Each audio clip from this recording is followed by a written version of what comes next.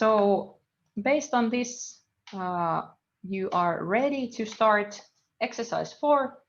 Should be available in GitHub. Let's see if GitHub is able to render the exercises. On the hints page, there are kind of this list of further hints for each problem.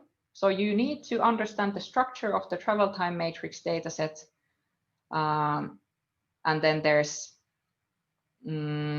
also then some hints for effectively reading in multiple files. We have done this before, but if you don't remember how to use this glob function for listing files in a folder, so you can check hints for that in the exercise page. Overall, there are 3 problems.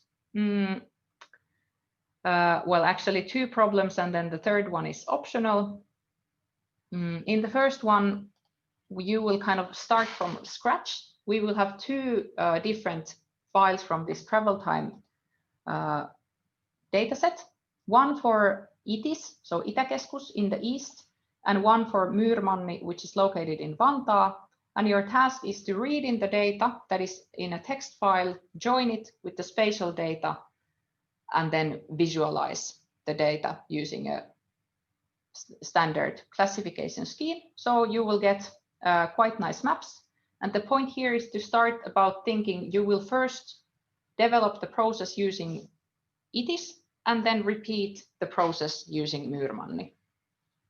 So start to think that you could then repeat the process for 13,000 input files. So make the code as general as possible. And there are some hints along the way then how to proceed. In problem 2, you will calculate and visualize dominance areas. So what we mean by dominance areas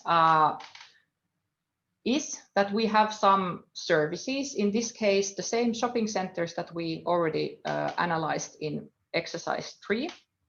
And then based on travel times, we will detect for each grid cell in the region, which is the dominant shopping center. So which is the closest shopping center, and then vice versa, which is the dominance area of that particular service. You could then think that similar analysis could be done for example, fire stations or hospitals or something else.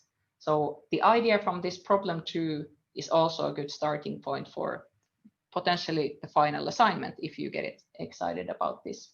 So in problem 2, you will create 2 maps, this kind of categorical map, and then this surface of travel times instead of to one destination in the region. This second map shows the travel times to the closest facility after combining information from these 7 different travel time matrices that represent travel times to the 7 different shopping centers. Yep. So I think this is a very nice exercise.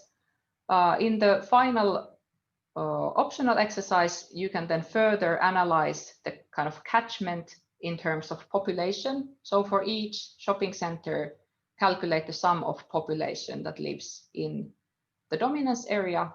But there's already enough to do in problems 1 and 2. So the third one is optional, but very, very useful exercise still. And if you decide to do that, you can also think that if you would want to elaborate this exercise idea into a final project, you could then, for example, analyze some other types of services in your final assignment based on, you can then recycle code from this exercise 4. So that's everything for the 4th lesson of the GeoPython Automating GIS Processes course, actually. So see you all next week, and we will continue from where we left now with the thematic map classifications. Great.